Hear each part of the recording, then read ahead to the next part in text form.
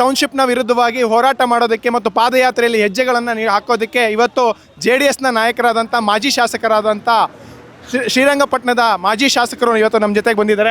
Sir ನಮಸ್ಕಾರ. ನಮಸ್ಕಾರ sir, ಇವತ್ತು JDS ಕಾಂಗ್ರೆಸ್ನ ವಿರುದ್ಧ ಒಂದು ಪಾದಯಾತ್ರೆನ ಹಮ್ಮಿಕೊಂಡಿದೆ, ಕಾಂಗ್ರೆಸ್ ಸರ್ಕಾರದ ನಿರ್ಧಾರದ ವಿರುದ್ಧ ಮತ್ತು ಈ ಟೌನ್ಶಿಪ್ನ ವಿರುದ್ಧ.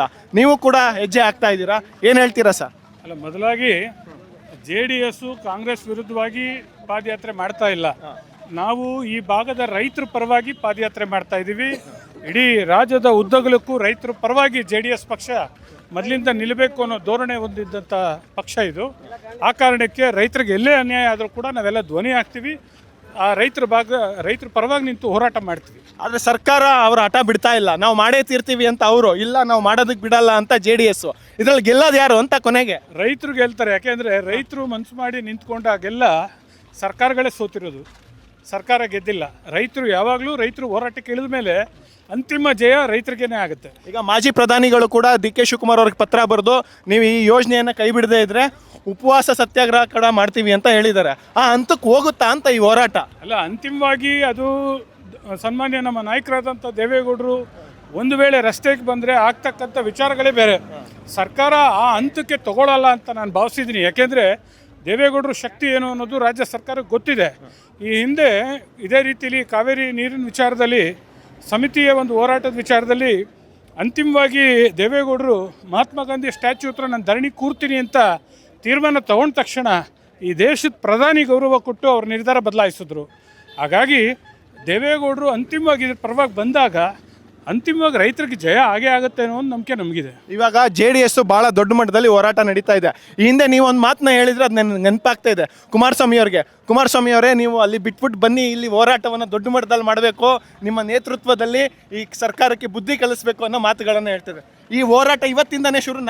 ಇವ್ರನ್ನ ಕುಮಾರಸ್ವಾಮಿ ಅವ್ರನ್ನ ಇಲ್ಲಿಂದ ಚಾಲನೆ ಕೊಡಿಸಿ ಶುರು ಮಾಡಿದ್ದೀರಾ, ಅಲ್ಲಿಂದನೇ ಶುರು ಆಗ್ತಾ ಇದೆಯಾ ಅಂತ ಸರ್ಕಾರದ ವಿರುದ್ಧ ಹೋರಾಟ? ಇಲ್ಲ, ಹಂಗಿಲ್ಲ.